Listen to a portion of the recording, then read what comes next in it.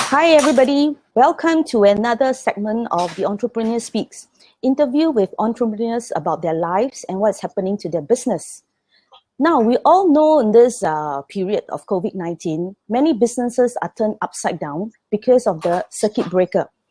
In this segment, we just want to find out how some entrepreneurs are coping and whether they have made changes to their business model.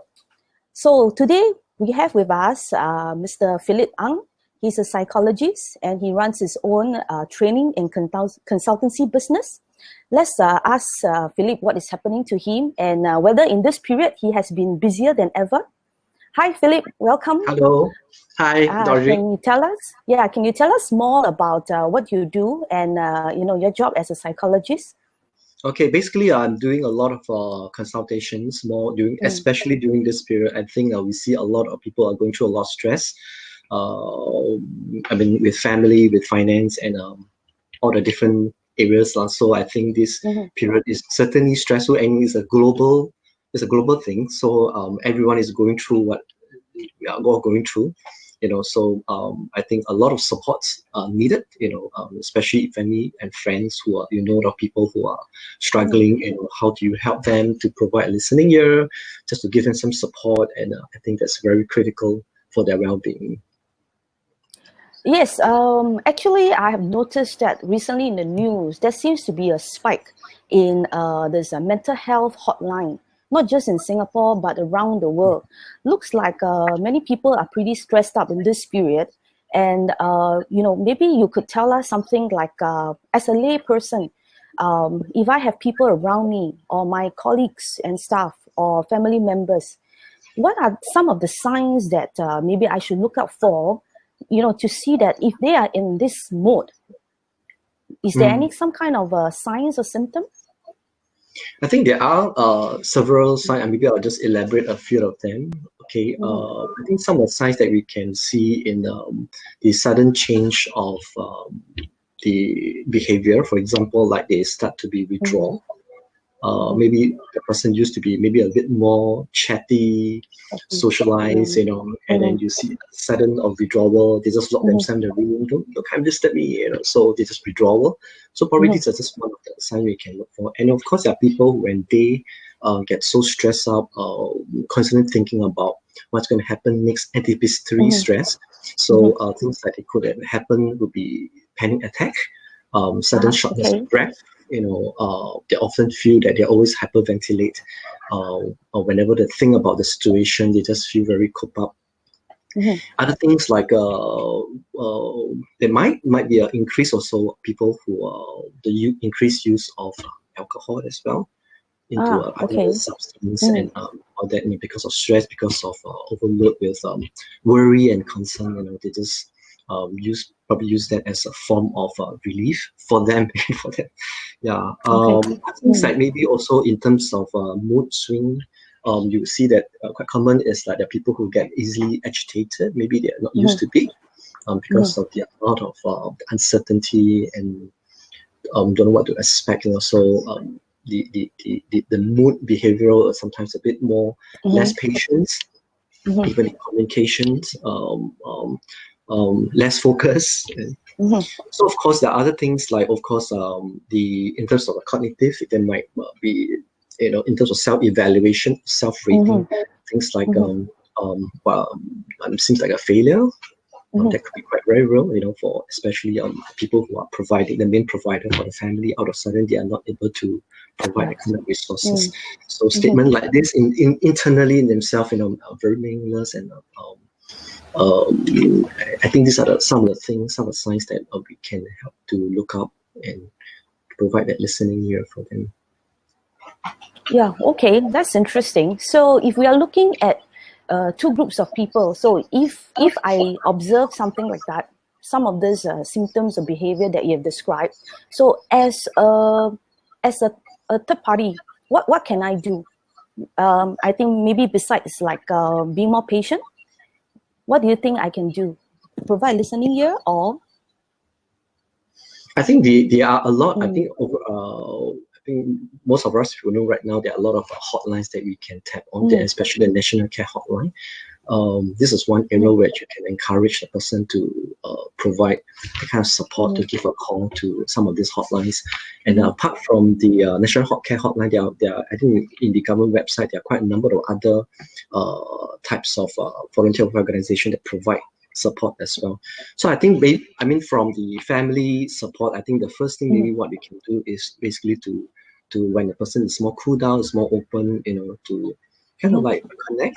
It's not easy. Sometimes the person just refuses to talk, but it takes a while. Or it could be that the person doesn't want to really talk to family members. Maybe there's someone, or she has someone that she like to talk to that is outside of the family members that are close to the family. So that itself could be another way of a support for them to provide that listening ear.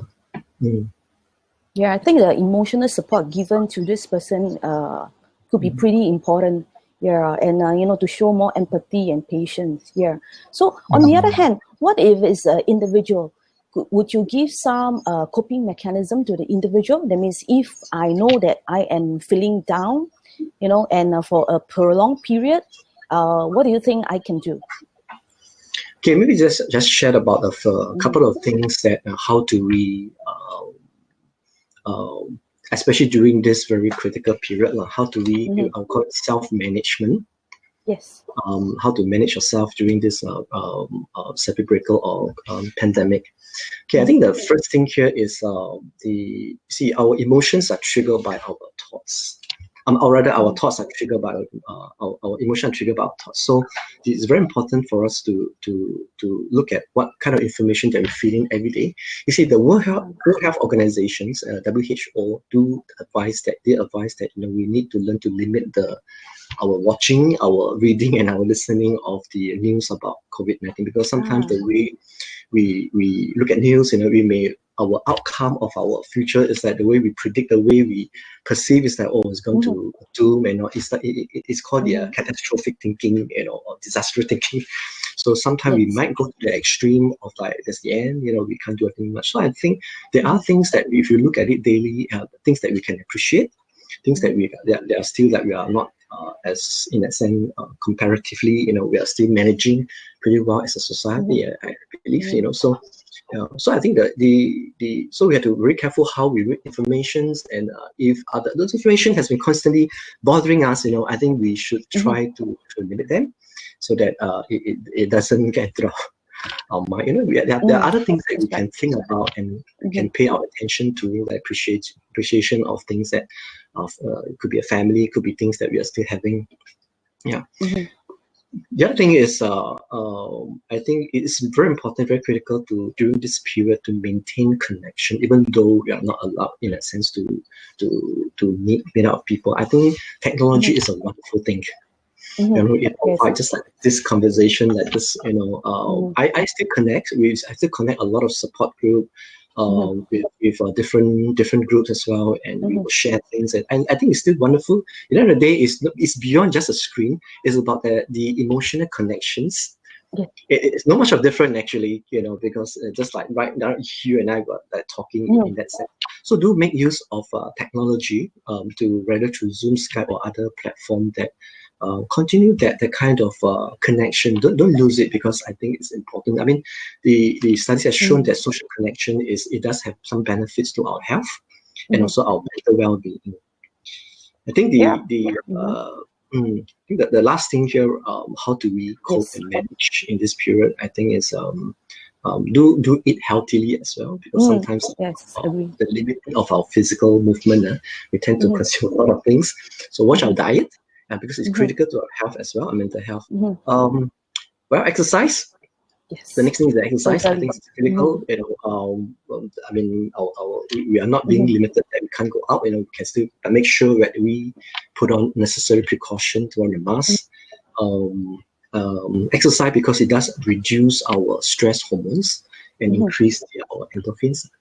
So I think when we look at in coping of our anxiety during this period, I will just give you a line here. This area is very hyper vigilant. Overeating is low vigilance, low vigilance. So about 1 to 10 hypervigilant. Hypervigilant people, maybe they are very, very cautious, very, very rigid, and then overthinking, cause them a lot of stress, a lot of anxiety. So I think somewhere in between 4 to 6, that's where we exercise the appropriate level of anxiety. For example, things like when we go out, we still put on a mask, and then we look at those who are really low vigilance and really doesn't care about anything, likely maybe this group, they don't feel the necessary to even put on a mask when they go out. So I think somewhere in the between, to some level, yes, we still have to exercise caution, but not to the extent or become very overly anxious, overly anxiety, we couldn't sleep and all that overthinking. So somewhere in between the balance, about 4 to 6. That's okay. critical.